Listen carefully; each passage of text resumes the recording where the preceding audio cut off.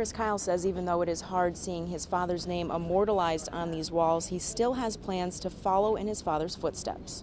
At an early age, that's really all I knew between my uncle and my father.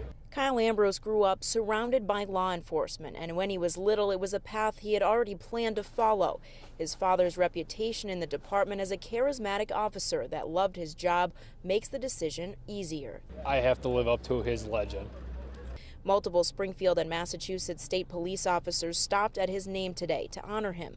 Another name added to a wall already full of officers who will forever be marked as heroes. And I think this is the epitome of the recognition that Kevin absolutely did the right thing and was a great guy, and you couldn't beat a patrolman like Kevin Ambrose. You couldn't. When Kyle and his family lost him last June as he responded to a domestic disturbance call, the Springfield police family Kyle had grown up with grew tighter around him.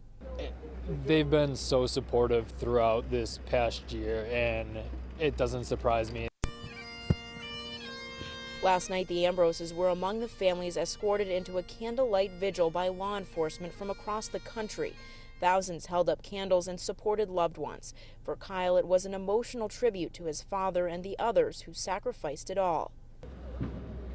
Speechless. That's pretty much all I can really say. It was just truly unbelievable, and the amount of people that were here that recognize law enforcement, that recognize fallen officers, the fact that they're never going to forget.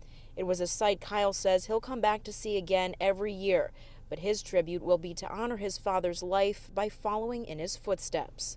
I want to make a tradition starting this year that I want to come every single year to Police Week from here on out, whether I'm an officer by next year or not.